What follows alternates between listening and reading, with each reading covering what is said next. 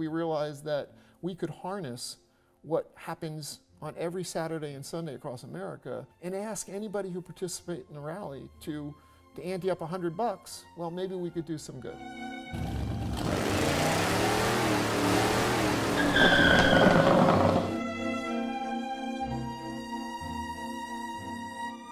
Most of the car enthusiasts I know had some kind of like a pivotal event in their early youth or childhood which drew them into the car world. Do you had such an event, and if so, what was it? It started very early for me. My parents owned a hardware store, and my mom realized that it might be a good idea to sell some toys as well, so we started selling Matchbox cars. So I was fortunate enough at a very young age to get the entire series of the Matchbox cars every time they were released. And that started my passion. And I took that through, restored my first car when I was 18 years old, a 1972 Chevelle Super Sport. And since then, it's just been, cars have been a part of my life. I love the artistry of the automobile.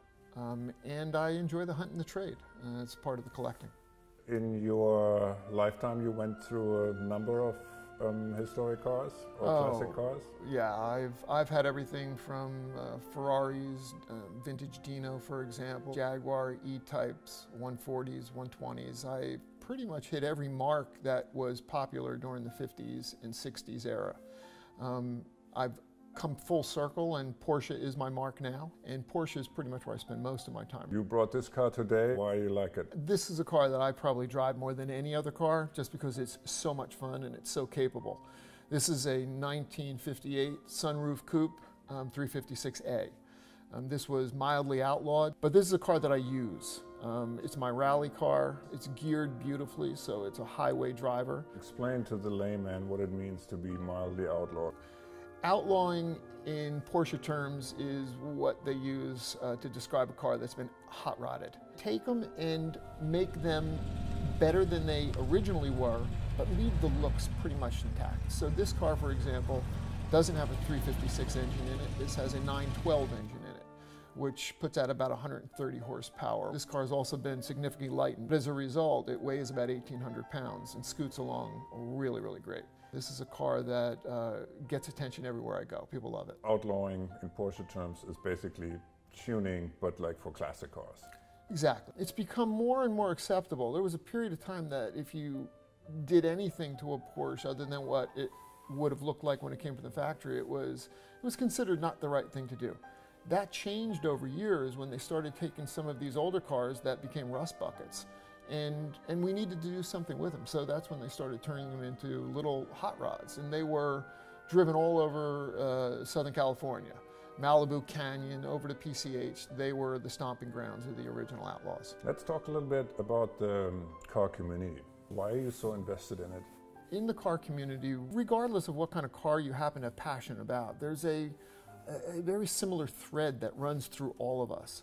Now, some of us may be racers, some of us may be collectors from an artistic perspective, but we all love these cars. And it's one of the only areas that I found that from a socioeconomic perspective, it doesn't matter how much money you've got or how valuable your car is. Your passion tends to be the same. I've been able to, and not just me, but my wife Wendy, we've been able to take our passion for the automobile and use it for some good. When we moved to Weston, Connecticut, we decided to start a car show called the Alden Sherman Classic. The first year we raised over $35,000. Nobody thought we were going to raise a dime. The quality of cars that we had at our very first show was spectacular. Everything Ferraris, Aston Martin. When a DB3S drove in, I was shocked. In fact, I leaned to the person next to me, Miles Morrison, and asked him, "Is this real?" And when he responded to me with a wink and said, "Not only is it real, it traded a Pebble about a month ago," I was blown away. In this space, people are very active to generate funds for different charities. That took us to where we are now. As the pandemic began, we also realized that it wasn't going to end overnight. So our concern really became for people that may be a little bit lower down on the socioeconomic scale that are really going to deal with the pain that the tail of this thing may cause. So we decided to take our passion for the cars, the activities that we love so much, and the fear that we were going to have a summer of dormancy. and change that. We realized that we could harness what happens on every Saturday and Sunday across America, the short rallies that we do on the back roads, and if we could harness what was going on and ask anybody who participated in the rally to ante up $100, well, maybe we could do some good. We had 25 cars in our first rally, raised $4,150 in about an hour and a half. And we realized we were onto something. Since then, we've been fortunate enough to partner with Deb and Drive Towards a Cure, as well as a number of other nationally recognized automotive-based organizations. The original math I did was simple. I figured if we could do 8 rallies a state with 25 cars per rally at $100 a car, that's $1 million. We drop every penny from these rallies unburdened directly to the charity of choice. And we typically hand an envelope to that charity on the day that the rally takes off.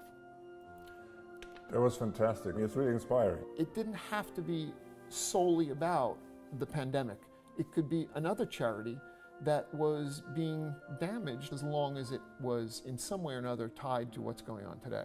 Our goal is to become the most important philanthropic umbrella to initiatives within the car collector and car enthusiast space. And if we can do that, we can cause good to be done across the country and maybe even internationally someday. Excellent. Thank you very much. All right. Okay, guys. Cool. Cut. Thanks, guys.